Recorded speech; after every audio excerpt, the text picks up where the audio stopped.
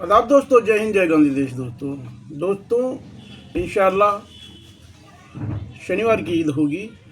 कल एक और अलविदा जुमा होगा, क्योंकि सऊदी अरब में जुमे की ईद है। कल चांद नहीं दिखा था, तो इंशाअल्लाह 21 तारीख की ईद देश भर में मनाई जाएगी। बाकी आज शाम को चांद के ऊपर निर्भर करता है। यहाँ हम एक बात बोलना चाहते हैं, ईद जैसे खुशियों का त्यौहार है, भाईचारे और प्रेम मोहब्बत का त्यौहार है, और दुनिया भर के मुसलमान इस दिन सारे रंज गम भुलाकर एक दूसरे को बधाइयाँ देते हैं। पूरी दुनिया बनीनू इंसान के लिए दुआएं मांगते हैं। उत्तम नगर में हादसा हुआ था, एक व्यक्ति की जान चली गई थी। उसके बाद एक माहौल ऐसा बिगाड़ा जा रहा है, दिल्ली का खास तौर से, या देश भर में एक ऐसा नैरेटिव चलाया जा रहा है, और सोशल मीडिया इसमें बहुत बड़ी भूमिका निभा रही है। भूमिका तो मुझे लगता है प्रशासन और सरकार भी किसी न किसी रूप में निभा रहे हैं, क्योंकि अब इस बारे में कोई ढकी छिपी बात नहीं है कि उन पर कोई कार्रवाई ये लोग कर नहीं रहे हैं। जो माहौल बिगाड़ रहे हैं सोशल मीडिया के जरिए, और ये छुटभइये जो अपने आप को कोई हिंदू रक्षा दल बता रहा है उत्तराखंड का, कोई अपने आप को बजरंग दल बताता है, कोई वीएचपी बताता है, और ये लोग ये कह रहे हैं हम ईद नहीं मनने देंगे, ईद की नमाज नहीं पढ़ने देंगे, उन्हें खून की होली खेलेंगे। और प्रशासन है कि चुप है। इस बारे में डीसीपी को भी इंतबा किया गया था कि ऐसी ऐसी न्यूज़ आ रही है। उन्होंने कहा हम वॉच कर रहे हैं, लेकिन ये सब वॉच कर रहे हैं, ये सब देख रहे हैं, मॉनिटर कर रहे हैं, लेकिन कार्रवाई कुछ नहीं।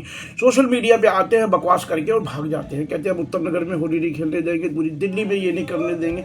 माहौल बहुत बिगाड़ा और टेंस माहौल कर रहा है। हालांकि कोई भी कौम इन छुटभइये कबूतरों से डरती नहीं है, और ख़ासतौर से मुसलमान ऐसे किसी भी कबूतर से डरता नहीं है जो नफरती कबूतर हैं, क्योंकि हम संविधान में विश्वास रखते हैं। और इस्लाम खुद ये कहता है लकुम दीनुकुम वलिय दीन, मेरा दीन मुझे मुबारक, आपका दीन आपको मुबारक। लेकिन हिंदुस्तान में जब से भारतीय जनता पार्टी की सरकार आई है, तब से ये कुछ लोग तथाकथित अपने आप को हिंदू राष्ट्र के पैरोकार या सनातनी अपने आप को बोलते हैं। हालांकि सनातन धर्म से इन लोगों, ये बजरंग दल और ये विश्व हिंदू परिषद या इन लोगों का सनातन धर्म से कोई मतलब नहीं है। मतलब गुंडागर्दी का सनातन धर्म से, आतंक का सनातन धर्म से कोई मतलब ही नहीं है, और ये खालिश रूप से आतंकी है। आतंकियों का कोई धर्म नहीं होता, लेकिन यहाँ पहचान हो गई है आतंकियों का। वो जो पटका पहनते हैं और उसके बाद जो करते हैं, सबको पता है इस चीज़ का,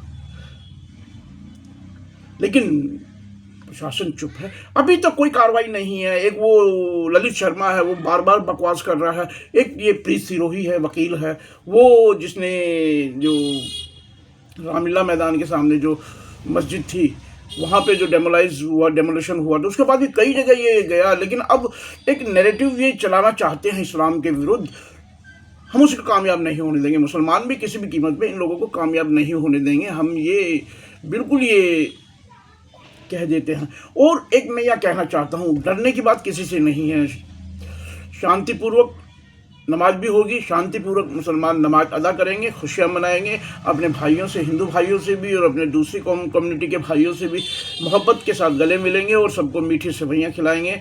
नफरत के जो ये सौदागर है, इनको भी देखेंगे। भारत के संविधान में आपको आर्टिकल दिए हैं, आर्टिकल 24, 25, 29, 31 सब दिए हैं। और भारतीय न्याय जो संहिता है, BNS जिसे कहते हैं, जो नई बनाई है, उसमें भी आर्टिकल 34, 35 आपके पास है। आपको आत्मरक्षा का अधिकार है, आपको अपने आप को बचाने और किसी को भी बचाने का आपको अधिकार है। अगर कोई आप पर हमला करता है या कोई आपकी संपत्ति के नुकसान पहुंचाता है, तो आप डरे नहीं, कानून आपके साथ है। आप मुकाबला करें उनका, और मुकाबला संवैधानिक रूप से करें उनका, डट कर। और प्रशासन को इस चीज़ की इत्तला दो। और उस दिन प्रशासन को भी चाहिए, ईद के दिन हमने अपने एरिया में इंतबा किया है, SHO को भी और DCP को भी, सबको कह रखा है सुरक्षा के लिए। हर एरिया में सुरक्षा होगी। और हम फिर अपील करते हैं कि देश भर में, तो दिल्ली में, ख़ास तौर से पश्चिमी दिल्ली में ईद के दिन सुरक्षा कड़ी की जाए, सुरक्षा व्यवस्था चौकस की जाए, और प्रशासन इस चीज़ का ध्यान दे। प्रशासन को इस चीज़ का ध्यान देना होगा। ये नफरती चिंटू जो बार बार बकवास कर रहे हैं और आप खामोश हैं, इनको मॉनिटर आप बेशक कर रहे होंगे, लेकिन कोई कार्रवाई अभी तक नहीं है। सोशल मीडिया के ये जो हवारी हैं, ये सोशल मीडिया तक ही सीमित है। मैं इतना कह देना चाहता हूँ। जो लोग डर रहे हैं, जो खौफजदा है, उनको ये कहता हूँ, ये सोशल मीडिया तक सीमित है। ये झुंड में आके बकवास करते हैं, झुंड में आके हुड़दंग करते हैं, लेकिन अगर प्रशासन चौकस रहेगा तो इनकी औकात नहीं है किसी की भी। तो प्रशासन को चाहिए कि अमन भाईचारा कायम रहे और मुसलमान ईद की नमाज पढ़े, मुसलमान अपने भाइयों के साथ मिलकर खुशियां मनाएं।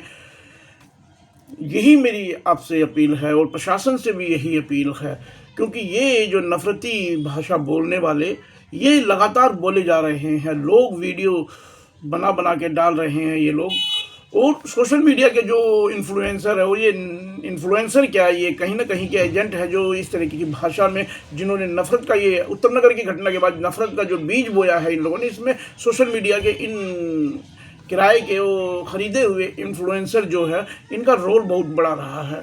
इनमें से कोई भी पत्रकारिता की ABCD भी नहीं जानता, लेकिन 200, 250, 300 रुपये का माइक ला के लेके और लोगों के मुंह के लगा के और नफरत फैला रहे हैं, जिसका नतीजा आपने कई जगह देखा है।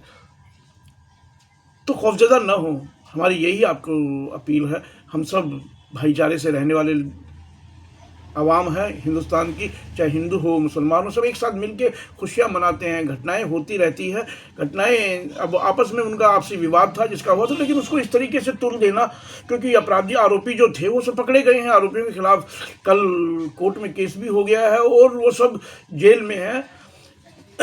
उनका घर भी तोड़ा, हालांकि वो नाजायज तोड़ा घर। किसी भी आरोपी का भी घर तोड़ने का अधिकार किसी को भी नहीं है। MCD कहती है छज्जे को तोड़ा है हमने, छज्जा बाहर था। छज्जा तो पूरी कॉलोनी में या पूरी दिल्ली में ही निकला हुआ है, पूरी दिल्ली को ही डेमोलिशन कीजिए। आपका टाइमिंग जो है ना भाई, दंगा होता है या फसाद होता है, लड़ाई होती है और आरोपियों, और जब दूसरी बात उनके खिलाफ कार्रवाई नहीं की, ये एक तरफ से ताली थोड़ी बजे, उनका भी सर फूटा है। सर किसने फोड़ा?